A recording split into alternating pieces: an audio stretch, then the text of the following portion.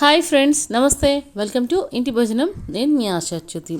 ఈరోజు వీడియోలో ఇడ్లీ దోశల్లోకే కాదండి, అన్నంలోకైనా కానీ ఒక్క ముద్దలో తిన్న చాలా రుచిగా ఉండే కారం పొడిని చూపించబోతున్నాను.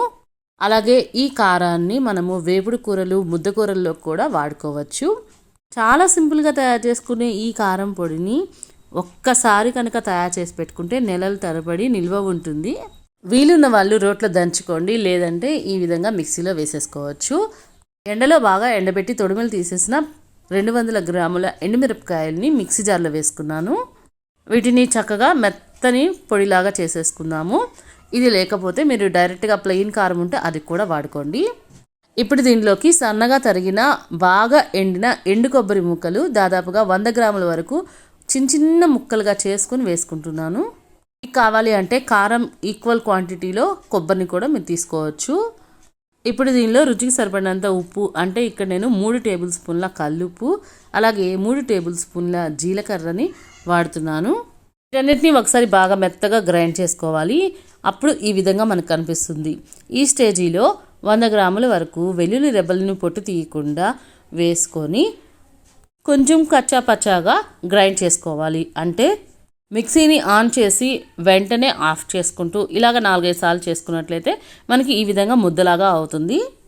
వెల్లుల్లి రెబ్బలు వేసిన తర్వాత ఈ విధంగా ఆన్ ఆఫ్ మెథడ్లో మిక్సీని గ్రైండ్ చేసుకోవటం వల్ల అవి మరీ మెత్తగా పేస్ట్ అవ్వకుండా అక్కడక్కడ కచ్చా పచ్చగా ఉండి చాలా రుచిగా ఉంటుంది. అలాగే కారం అనేది ముద్దగా తయారవుతుంది.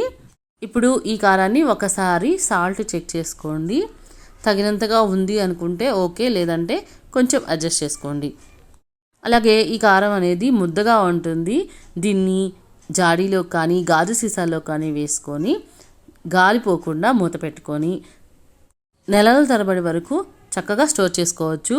దీన్ని ఎటువంటి వేపుడు కూరల్లోకైనా సరే, లేదా ఇడ్లీ దోశల్లోకైనా సరే నెయ్యితోటి కనుక వడ్డించుకుంటే చాలా చాలా రుచిగా ఉంటుంది. మరి ఈ వెల్లుల్లి కారం లేదా కొబ్బరి కారాన్ని కూరల్లోకి, అలాగే వేపుడులోకి, లేదంటే ఇడ్లీ దోశల్లోకి, అది కూడా కాదంటే వేడివేడి అన్నంలో కాసింత నెయ్యి వేసుకొని ఒక్క ముద్ద కలుపుకొని తిన్నా చాలా సూపర్గా ఉంటుందండి.